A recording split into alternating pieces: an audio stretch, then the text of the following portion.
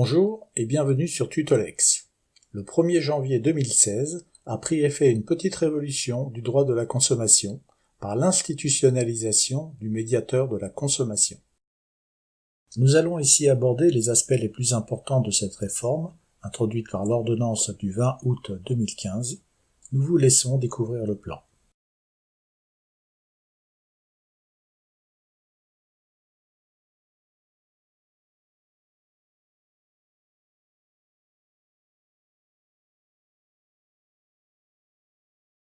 La nouveauté, c'est que depuis le 1er janvier 2016, un professionnel a l'obligation d'informer le consommateur qu'en cas de litige, ce dernier pourra saisir gratuitement un médiateur.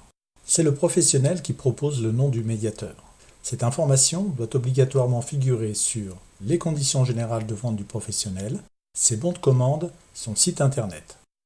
Le professionnel peut également afficher les coordonnées du médiateur sur son lieu de vente et doit les rappeler dans sa réponse en cas de réception d'une lettre de réclamation d'un consommateur. Bien entendu, la procédure doit exister pour de vrai et le professionnel doit garantir un accès rapide et facile au consommateur.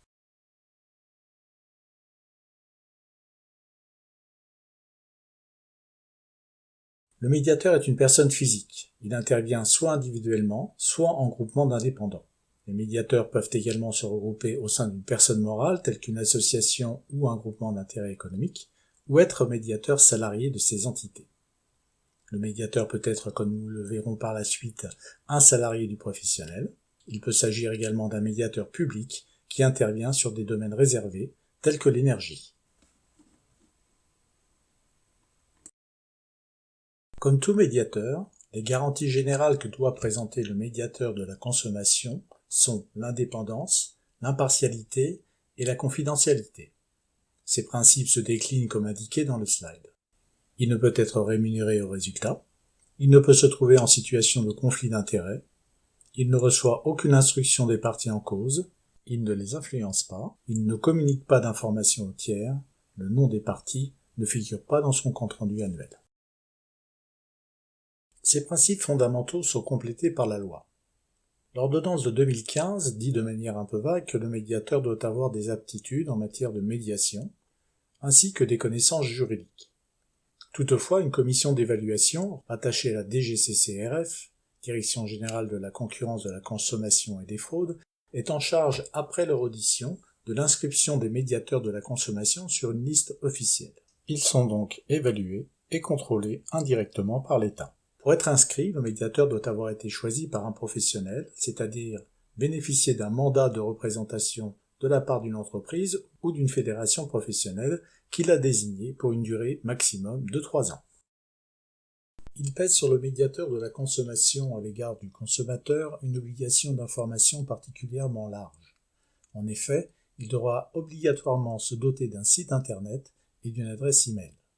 Il devra indiquer sur ce site le ou les mandats de représentation dont il dispose et y faire figurer les mentions de son inscription sur la liste des médiateurs.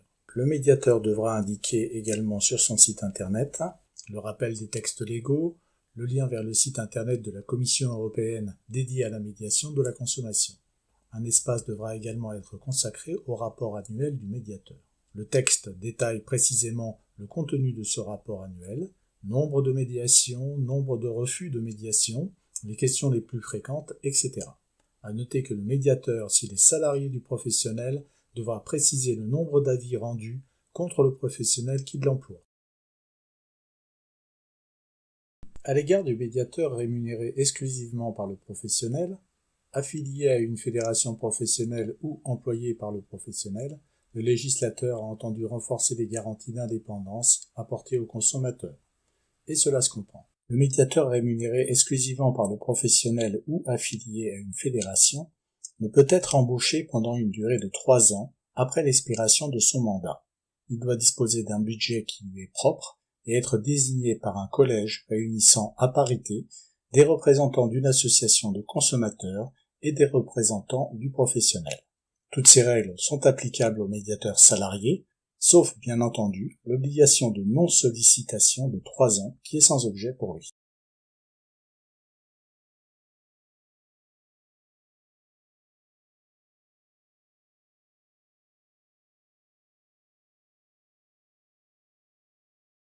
Le domaine d'intervention du médiateur de la consommation est très vaste, mais ne peut concerner que les contrats de vente ou de prestation entre un professionnel et un consommateur.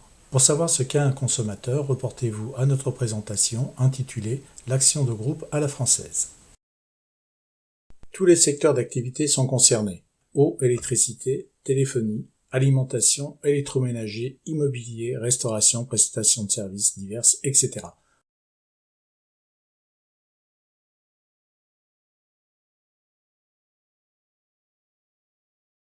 Certains secteurs sont toutefois exclus. Dans le domaine de la santé, on citera sans être exhaustif les hôpitaux, les médecins, les pharmacies. Sont également exclus les établissements d'enseignement public supérieur, les services d'intérêt généraux non économiques, comme les crèches ou Pôle emploi. Attention, pour pouvoir intervenir, le médiateur procédera à certains contrôles. Il vérifiera si la demande du consommateur n'est pas abusive, c'est-à-dire à minima si elle repose bien sur des éléments concrets. Il pourra également demander au consommateur qu'il certifie qu'il n'y a pas d'autre médiation en cours pour la même affaire, et qu'aucun procès n'a été engagé. En outre, la demande de médiation, pour être recevable, devra être précédée d'une réclamation formulée depuis moins d'1 an avant l'introduction de la demande. Après la saisine du médiateur, ce dernier dispose de 21 jours pour faire savoir si la demande de médiation est recevable au regard des textes légaux et de sa compétence. La médiation doit en principe se terminer par un accord amiable dans un délai de 90 jours. À défaut d'accord, la médiation peut être prolongée. Toutefois, si les parties se sont quittées en désaccord, le médiateur doit faire une proposition d'arrangement amiable. Celle-ci n'est pas engageante pour les parties, et elle doit rappeler que la voie judiciaire est toujours ouverte.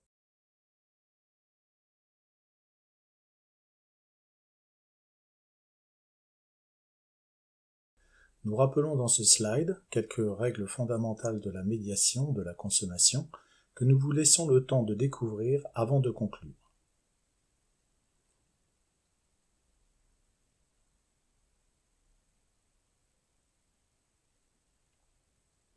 En conclusion, nous attirons votre attention sur le rôle indéniablement sociétal de la médiation qui s'attache à rapprocher des points de vue en apparence inconciliables. Sur un plan plus technique, la médiation de la consommation peut également apparaître comme un pare-feu, utile, voire bien trouvé, contre les actions de groupe. Diviser pour mieux régner?